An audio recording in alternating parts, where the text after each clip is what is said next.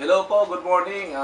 Magandang araw sa lahat po na nakapanood po ng ating video for this day. Okay.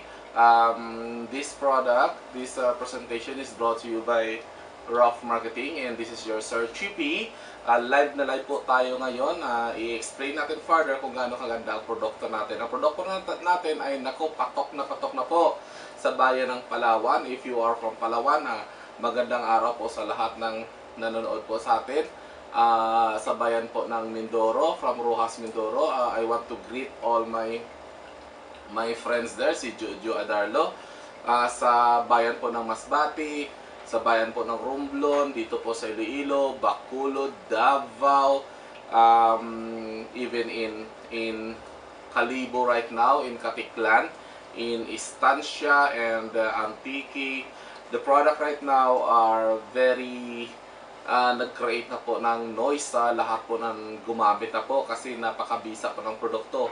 Ang nakapag-encourage po sa akin na gumawa ng ganitong video ay para po na lahat ng Filipino ay pwede po nilang panood ito. I-upload po namin ito sa YouTube at i-share nyo lang po sa lahat po ng mga pamilya nyo at mga kaibigan nyo po. The product we are endorsing right now is Doc 3C. This is called Doc 3C because it has a triple power of vitamin C and almost recommended po ng iba't ibang doktor. Okay, this is the first ever 600 milligrams po, pure crystalline po yung produkto po natin. And we have here for kids the Dr. C syrup for kids with zinc. This is the first ever vitamins for kids na alkaline base po. Okay, in front of me here I have here this different kind of water or bottled water, and technically most of us tinatawag po natin itong mga mineral water, but honestly if you try to check the label ay wala na naman po nakalagay dito na mineral water. Instead po may mga label po isa-isa ito. Okay, kagaya po ito, this is natural water, so therefore hindi po ito mineral water but this is natural water. And ang isa po ito ay distilled water. Yung isa po, another distilled water. Another purified water.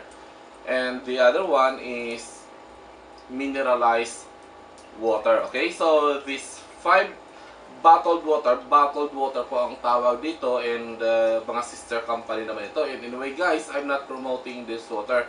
I'm going to show you na kung ano kagandahan ng tubig sa katawan natin pag ininom natin. Pero ang tanong po doon, safe po ba yung mga tubig ngayon? Okay, this bottled water ay sealed pa ho. So kukuha po ako dito at ilagay ko po dito sa glass, no? Okay, kalahati lang po. Okay, and another one, ito pong isang brand ng water, sealed pa rin po. Ilagay ko po dito. Okay, bakit ko po ba nilagay dito sa baso yung mga tubig ito? Simple lang po, because I have here the alkaline tester na iti-test ko mamaya kung ang substance ito may alkaline ba or may mineral ba, parang ganon. Okay, so ito pa, at saka ito pa ho. Okay, so kung tingnan nyo ng kaibigan, itong tubig nito ay dito inilagay, ito dito, ito dito, dito, at saka ito dito. Okay, I have here this yellow liquid which is called alkaline tester. The alkaline tester could test if the substance has alkaline or not.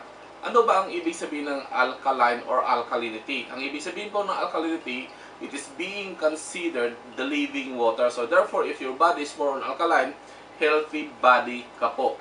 Ang kabaliktaran po ng alkalinity is acidity. Okay? Pag acidic po ang katawan ng tao, prone po kayo sa lahat ng sakit. Okay?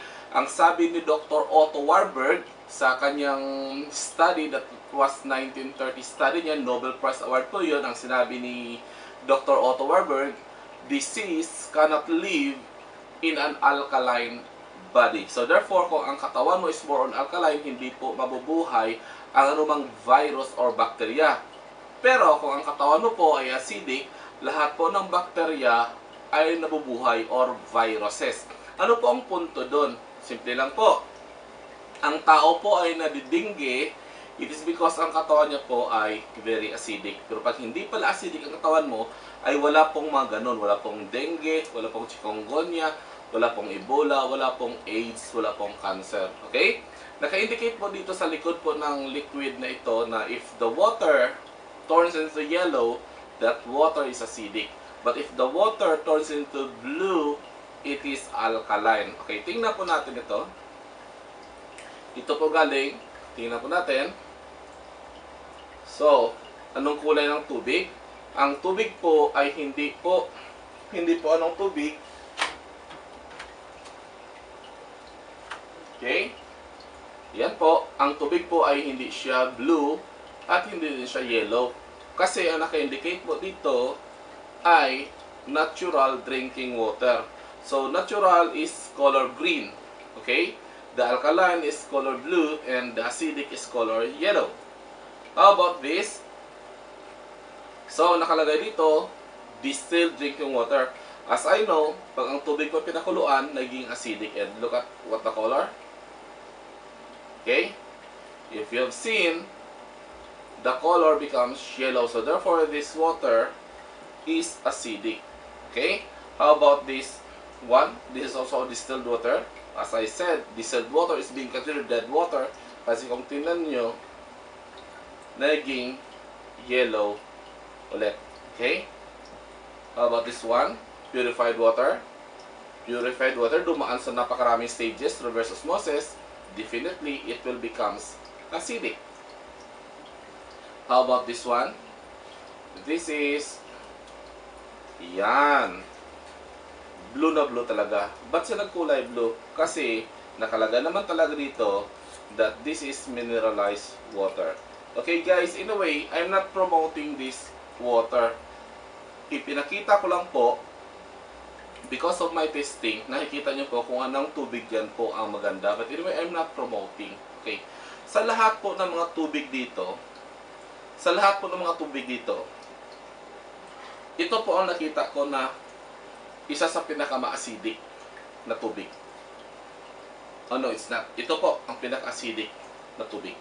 So, ang gawin natin, kukuha ko ng acidic na tubig. Ito siya. Hindi na po siya ka-acidic na tubig. At tingnan yung pinaka-acidic na tubig, paglagyan ko, nakikita nyo talaga na nag-yellow. Okay? So, ang gawin natin sa pinaka-acidic tubig, this is the blister of our product. The name of this product is Doc 3C 600 mg. Okay. Kukuha po ko ng isang kapsula lang at ilagay ko po dito sa pinaka-acidic na tubig.